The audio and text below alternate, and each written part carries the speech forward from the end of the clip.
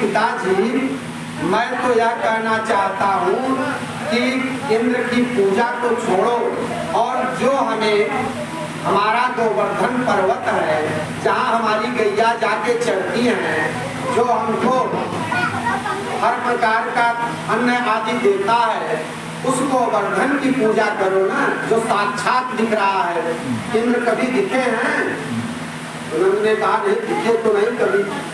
कन्हैया ने कहा गोवर्धन भगवान तो हमारे सामने है, गोवर्धन पर्वत वो तो दिखते हैं, उनका हम लोग लाभ भी लेते हैं, तो हम उनकी पूजा क्यों नहीं करें?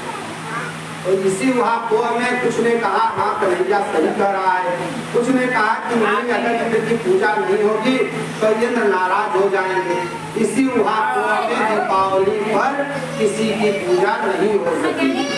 लेकिन जब कन्हैया ने बार बार प्रयास किया तो अंत में निर्णय यह हुआ कि गोवर्धन की ही पूजा चलो कन्हैया के कहने पर एक बार कर लेते हैं। तो दीपावली के अगले दिन 2 दिन बाद जो है गोवर्धन की पूजा जाकर सब लोग करने के लिए तैयार हुए और सबने अपने अपने घरों में बहुत सारा मिष्ठान बनवाया, जैसे इंद्र की पूजा के लिए करते थे, सारी व्यवस्था कर ली। और कन्हैया से सब पूछने भी लगे कि तेरा भैया देवता जो है गोवर्धन महाराज क्या खाते हैं, कैसे पूजा होगी? बोले जैसे इंद्र की करते थे वैसे उनकी भी होगी, और हमारे देवता जो है ना साक्षात सब खाएंगे, तुम्हारे देवता तो कभी आते नहीं। तो सब कुछ बना के लेकर पहुंच गए गोवर्धन पर्वत के पास लोग। जब वहां पहुंचे तो गोवर्धन पर्वत की पूजा सबने करना शुरू किया। तो ये हुआ कि पहले गोवर्धन महाराज को स्नान कैसे कराएं, तो स्नान कराने के लिए अब थोड़ा थोड़ा जल ले गए थे, तो उससे कितना स्नान कराते? तो सब बोले कन्हैया ये बता तेरे भगवान इतने बड़े हैं, इनको स्नान कैसे कराएं?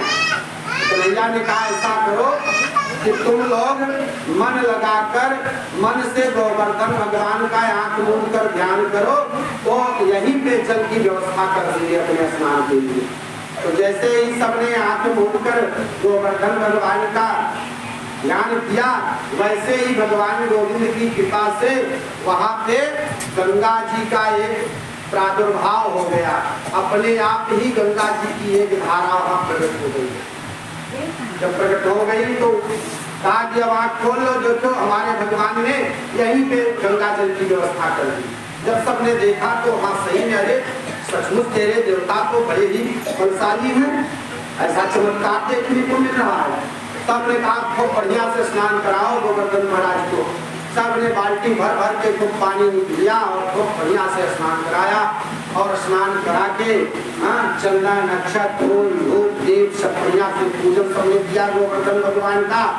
और पूजन करने के बाद नैवेद्य सब थाली में सजा सजा के रख दिए।